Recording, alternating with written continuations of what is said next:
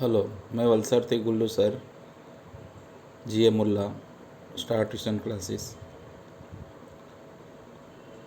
Account ધોરણ 12 standard 12 English and Gujarati medium 4th chapter reconstruction of partnership firm ભાગીદારી પેઢીનું પુનઃ મૂલ્યાંકન એટલે એ એડમિશન અને રિટાયરમેન્ટ એટલે કે નવો પાર્ટનર અંદર આવે કે કોઈ પાર્ટનર છોડીને જાય, પ્રવેશ કે નિવૃત્તિ તેવા સંજોગોમાં કે ભાગીદારી નફા નુકસાનને વેચનું પ્રમાણ બદલવામાં આવે, profit and loss sharing ratio change કરવામાં આવે તેને રિકન્સ્ટ્રક્શન કે પુનઃમૂલ્યાંકન કહેવામાં આવે છે. બરાબર.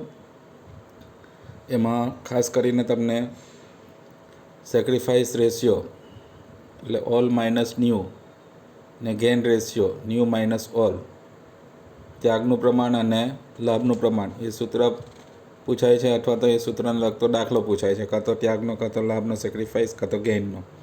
બરાબર. ઓર વોટ ઇઝ સેક્રિફાઈસ, લાભ શું છે, ત્યાગ શું છે, અને વોટ ઇઝ ગેઇન, લાભ શું છે. બરાબર. પ્રશ્ન નંબર 3 અને પ્રશ્ન નંબર 4 ક્વેશ્ચન 3 એન્ડ 4 એ બહુ મહત્ત્વના પ્રશ્ન છે. પછી તમને આમનન પૂછાય છે, જેમાં આમનનમાં તમને મિલકત કે જવાબદારી, એસેટ કે લાયબિલિટીની કિંમતમાં વધારો કે ઘટાડો થાય ત્યારે શું આમનન કરવાની, ઇન્ક્રીઝ કે ડિક્રીઝ વખતે. તો એસેટની ડેબિટ બેલેન્સ એટલે રિવેલ્યુએશન એકાઉન્ટમાં જો એસેટની ડેબિટ બેલેન્સ એટલે જો ઇન્ક્રીઝ થાય તો જનરલ એન્ટ્રીમાં એને ડેબિટ કરવાનું, મિલકતની ઉધાર બાકી એટલે મિલકતની ઉધાર કરવાની આમનનમાં. તો બીજો ખાતું કયો લખવાનું, રિવેલ્યુએશન એટલે પુનઃમૂલ્યાંકન ખાતું લખવાનું. એટલે મિલકતોની કિંમત વધે, એસેટની વેલ્યુ ઇન્ક્રીઝ થાય તો મિલકત ખાતે ઉધાર તે પુનઃમૂલ્યાંકન ખાતે asset account debit to revaluation account. Okay. ને ડિક્રીઝ થાય તો એનાથી ઓપોઝિટ એન્ટ્રી કરવાની, asset debit to revaluation revaluation debit to asset. એસેટની કિંમતમાં ઘટાડો થાય તો મિલકતની કિંમતમાં ઘટાડો થાય તો મિલકતને જમા કરવાનું અને પુનઃમૂલ્યાંકનને ઉધાર કરવાનું. તેવી જ રીતે જવાબદારીઓ, લાયબિલિટી એની જમા બાકી ક્રેડિટ બેલેન્સ એટલે જો વધારો થાય તો એને જમા કરવાનું ને બીજો પુનઃમૂલ્યાંકન લખવાનું. એટલે ઇન્ક્રીઝ થાય તો લાયબિલિટીને ક્રેડિટ કરવાનું અને બીજો રિવેલ્યુએશન લખવાનું. એટલે રિવેલ્યુએશન ટુ લાયબિલિટી, જે કંઈ બી ક્રેડિટર હોય કે ઓવરડ્રાફ્ટ હોય કે જે કંઈ બી હોય તે. બરાબર. ને ઘટાડો થાય, ડિક્રીઝ થાય તો એનાથી ઓપોઝિટ જર્નલ એન્ટ્રી કરવાની.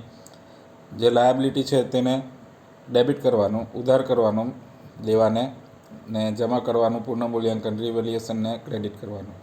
બરાબર. એટલે જેની જે બેલેન્સ છે તે વધે તો તે જ કરવાનું અને ઘટે તો એનાથી ઓપોઝિટ કરવાનું. એટલે એસેટ વધે તો એસેટને ડેબિટ કરવાનું, ને લાયબિલિટી વધે તો લાયબિલિટીને ક્રેડિટ કરવાનું. એસેટ ઘટે તો ક્રેડિટ કરવાનું, ઓપોઝિટ કરવાનું, ને લાયબિલિટી ઘટે તો ડેબિટ કરવાનું. એ યાદ રાખો. બરાબર. પછી એમાં સૌથી મહત્ત્વનો જે દાખલો છે, ઇમ્પોર્ટન્ટ સમ છે, તે આ છે 12મો દાખલો. એવો જ ઉદાહરણ પણ છે, 12th સમ છે તેને એવો જ ઇલેસ્ટ્રેશન બી છે. એમાં આ at the time of revaluation વખતે શું જર્નલ એન્ટ્રી પાસ કરશો તે પૂછેલું છે. ડિઝોલ્યુશન વખતે કહે તો એની અલગ એન્ટ્રી આવે, પણ ટાઈમ ઓફ રિવેલ્યુએશન પુનઃમૂલ્યાંકન વખતે શું આમનન કરવાની, રિકન્સ્ટ્રક્શન વખતે તે. તો profit and loss debit balance છે તો એને ડિસ્ટ્રીબ્યુટ કરવાનું. એટલે પ્રોફિટ એન્ડ લોસ જે ડેબિટ બેલેન્સ છે એટલે લોસ કહેવાય. તો એને ડેબિટ બેલેન્સ છે તો ડેબિટ સાઇડે ડિસ્ટ્રીબ્યુટ થાય પાર્ટનર કેપિટલ કે કરંટ એકાઉન્ટમાં. તો પાર્ટનર કેપિટલ કે કરંટ એકાઉન્ટ ડેબિટ કરવાનું ને પ્રોફિટ એન્ડ લોસને ક્રેડિટ કરવાનું. ઓલ્ડ રેશિયોમાં ઓલવેઝ જે ડિસ્ટ્રીબ્યુટ કરવાનો છે તે ઓલ્ડ રેશિયોમાં છે, કોઈ બી ચેપ્ટર હોય. હવે આની ક્રેડિટ બેલેન્સ હોય કે પ્રોફિટ જો હોય તો એની ક્રેડિટ બેલેન્સ એટલે કેપિટલ કે કરંટ એકાઉન્ટને ક્રેડિટ કરવાનો, તો પ્રોફિટ એન્ડ લોસને ડેબિટ કરવાનો. એટલે જે બેલેન્સ છે તે બાજુ તે પાર્ટનરના કેપિટલ કે કરંટ એકાઉન્ટ કરવાના છે, ભાગીદાર કે મૂડી ખાતાને તે જ કરવાનું જે એની બાકી હોય. બરાબર. હવે રિઝર્વ ફંડ, સામાન્ય અનામત, એની જમા બાકી ક્રેડિટ બેલેન્સ એટલે પાર્ટનર કેપિટલ કે કરંટ એકાઉન્ટમાં ક્રેડિટ સાઇડે જમા બાજુએ ડિસ્ટ્રીબ્યુટ કરવાનો, વેચવાના છે.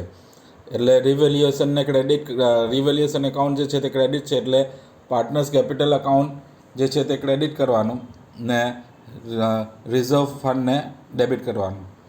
બરાબર. એટલે જે બેલેન્સ છે તે કેપિટલ કે કરંટ એકાઉન્ટ કરવાનો ને બીજી જગ્યાએ જે ડિસ્ટ્રીબ્યુટ કરી રહેલા છે તે લખવાનું. એટલે રિવેલ્યુએશન એકાઉન્ટની ક્રેડિટ બેલેન્સ તો એને ડેબિટ કરવાનો, રિઝર્વ ફંડની. તો reserve fund debit to partners capital or current account old રેશિયોમાં. વર્કર પ્રોફિટ શેરિંગ ફંડ એ લાયબિલિટી છે ફોર અ ફર્મ, એટલે ભાગીદારી પેઢી માટે દેવું છે. It can not be distribute amongst the partner, એ ભાગીદારો વચ્ચે વેચી શકાય નહીં, એટલે એની જનરલિટી આમનોન પાસ કરવી નહીં. વર્કર એક્સિડન્ટ કમ્પન્સેશન ફંડ, એના અગેન્સ્ટમાં જો કોઈ ક્લેમ હોય, દાવો હોય, તો તેટલી રકમ કાઢી લેવાની દાવાની. એટલે 6,000 આપેલો છે દાવો, એક ક્લેમ, તો એના 21,000માંથી 6,000 કાઢવાના, એટલે 15,000 છે એની તે જ ટ્રીટમેન્ટ કરવાની જે રિઝર્વ ફંડની કરી, એ જ રીતના વેચી આપવાનું. એની બી ક્રેડિટ બેલેન્સ, એટલે પાર્ટનર કેપિટલ કરંટ એકાઉન્ટને ક્રેડિટ કરવાનું, મૂડી કે ચાલુ ખાતાને જમા કરવાના, ને વર્કર એક્સિડન્ટ કમ્પન્સેશનને ડેબિટ કરવાનું. Worker accident compensation debit 15,000 to partners capital or current account, એ ઓલ્ડ રેશિયોમાં 15,000ને વેચી આપવાના. બરાબર. આ ખાસ યાદ રાખજો, આ મોસ્ટ આઈએમપી સમ છે. આ સિવાય કોઈ બીજા ચેપ્ટર વિશે તમને કંઈ જાણવા જોઈતું હોય તો કહેજો, શોર્ટ વિડીયો બનાવીને તે ચેપ્ટર વિશે બી હું તમને ચર્ચા કરીશ. ઓકે, સબસ્ક્રાઈબ કરો, ખાસ કરીને તમારા ફ્રેન્ડને મોકલો, એ લોકોને બી કહો સબસ્ક્રાઈબ કરે અને લાઈક કરે ને શેર કરે. Okay, best of luck.